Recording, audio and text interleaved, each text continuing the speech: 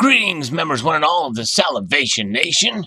This headline for this article here from CNBC says that gold prices inch up a bit after the Fed decisions to hold rates steady. They've kind of taken another direction. We're going to explore and see some of these reasons why and take a look at the prices as they are right now as of the recording of this video.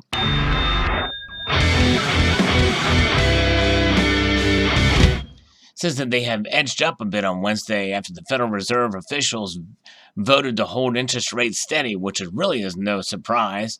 And more than likely, a lot of that was kind of baked in.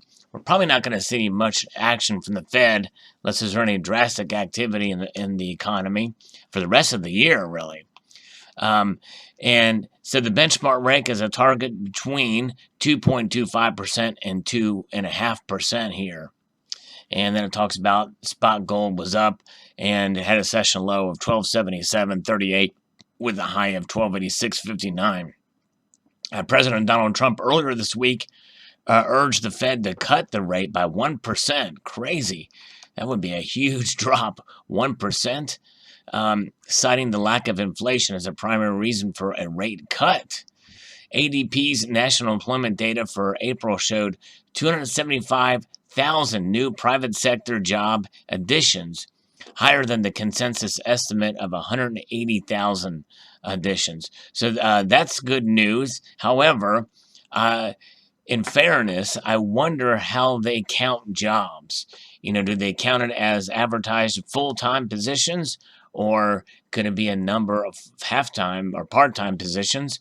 And for instance, for me, I pay taxes on 3 different sources of incomes. Would that mean that my side hustles or part-time jobs would count as 1 each? Am I counted as 3, or am I counted as 1? I don't know. Very interesting.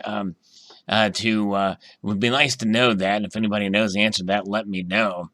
Stocks around the world rose on Wednesday, extending the global rally into a 5th month as Apple incorporated stellar results and forecast allied concerns about slowing growth in corporate profits. Also, and there has been a somewhat of a lull of iPhone sales, but they're starting to pick up again a bit as of late. So that's kind of good news.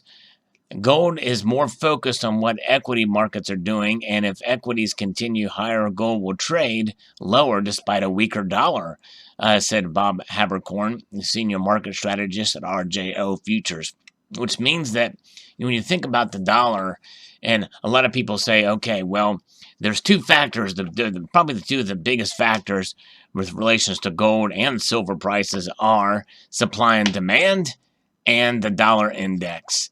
And but there are exceptions, and this is a focus on one of those exceptions here. The dollar index fell to its lowest in a week against key rivals, weakening for the 4th straight session as disappointing data on U.S. manufacturing and construction spending revived concerns about the economy. And that's just it. New home sales and construction is something that people were saying this year is going to be, we're going to see a downturn in the housing market. And that does make the markets nervous. And as you know, emotion does ride high in times like these. And, a lot of people understand out there that we are overdue for an economic downturn of some sort. Maybe not necessarily a recession could be coming, but things could lull for this year. And most people think that probably that's what's going to happen for this year. And if there's going to be recession coming, it could be next year. But we'll see how it plays out. Major U.S. indexes gained overnight after Trump agreed with Democratic leaders to spend $2 trillion in infrastructure. Now, there's a lot to that. From what I hear, there's a lot of that's going to go towards environmental considerations, the studies and the like. But that's a lot of money to spend. And make no mistake, we certainly do need to upgrade some of the infrastructure here in the United States. But my feeling is that it can be done for a lot less money, and there's other ways to get some of that money as well, because I do believe there is still wasteful spending in Washington, D.C., and, and I think that there's ways to pull money from other places to do some of this. Among other metals, silver fell to a more than 4-month low, of $14.64, while platinum prices dropped 2.3% to $865.50. Its lowest in nearly a month. And what does that happen? As soon as I purchase platinum, it does that. And so it's kind of a bummer. Silver, it's crazy how low it is. We're going to look at these precious metal prices here in a moment. And palladium has slipped just over 2% to $1,360 an ounce. Remember when it was $1,600 an ounce? And now it's crazy. And a lot of this lower prices that are happening, I believe, is because of the economic conditions. People are feeling more confident. And when they're more confident in the economic situations, then that's what happens, and the prices go down. And really, the prices of precious metals going down is in part doing what they're supposed to do. You know, it's like your insurance. I liken it to your insurance rates. When you have insurance, and like auto insurance, and you have a great driving record, no accidents or anything of that sort, no speeding tickets, well, your premiums are going to be much lower than a high risk.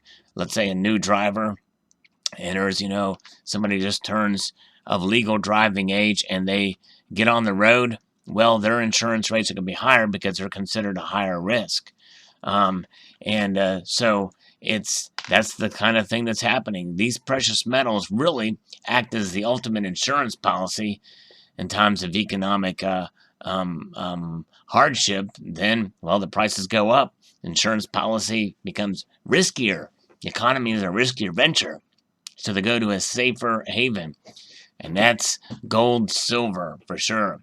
Platinum and palladium, they do tend to ride the coattails to a point of gold and silver, as you can see in this table here, that platinum and palladium are kind of riding on the coattails of gold and silver. But you can see much more drastic movements in terms of percentage and dollar-wise because they're more volatile, and they're also probably more considered as a sort of an investment metals. If any precious metal is going to be an investment metal, it's going to be platinum and palladium for sure. Gold and silver, not so much, especially gold.